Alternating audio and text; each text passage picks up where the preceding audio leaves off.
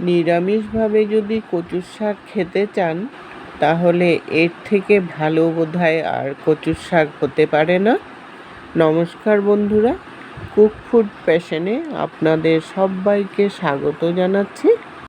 বাঙালির কচুর শাক বলতে ইলিশ মাছের মাথা দিয়েই কিন্তু বেস্ট প্রিপারেশন বলতে পারেন। আর নিরামিষভাবে ছোলা দিয়ে বেস্ট প্রিপারেশন কচুর শাকের।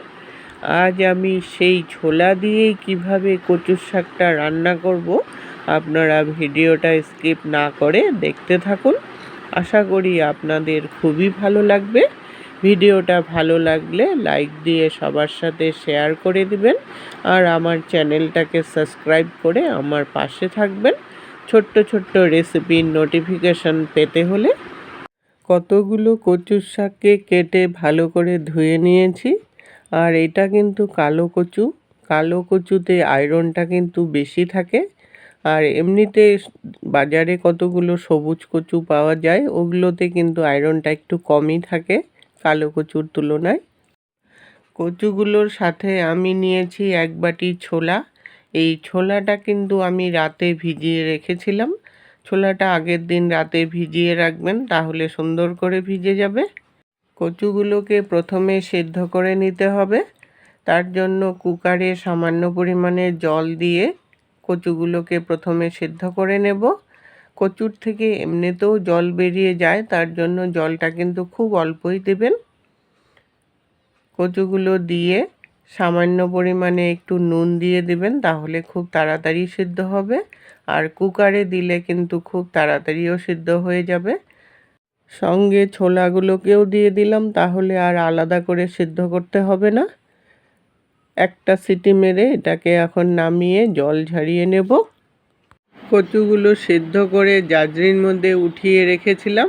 এরকম জাজরির মধ্যে উঠিয়ে ছড়িয়ে রেখে দেবেন, তাহলে জলটা কিন্তু খুব সুন্দর করে ঝরে যাবে।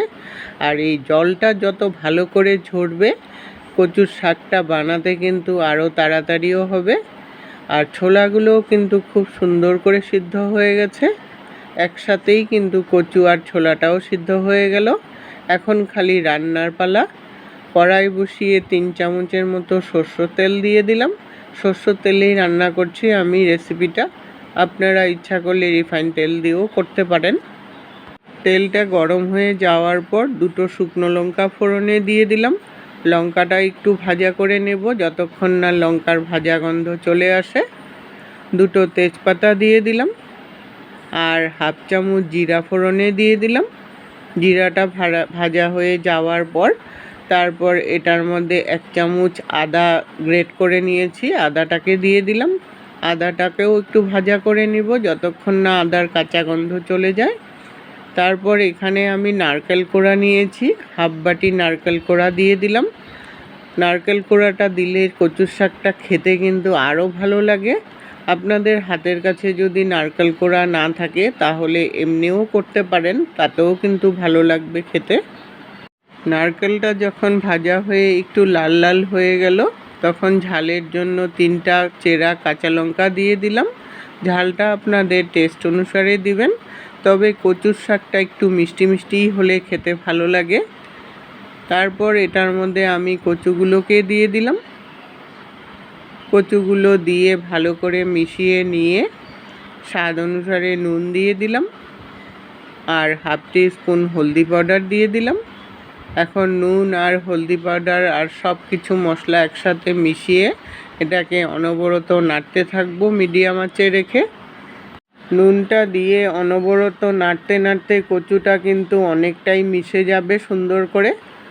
মিশতে মিশতে যখন অনেকটাই কমে আসলো, তখন এটার মধ্যে ব্যালেন্সের জন্য মিষ্টি দিয়ে দিলাম। একটু মিষ্টি দিবেন কচুর শাকে, তাহলে খেতে কিন্তু খুব ভালো লাগে। মিষ্টিটা দিয়েও আরও কিছুটা সময় শুকাতে হবে।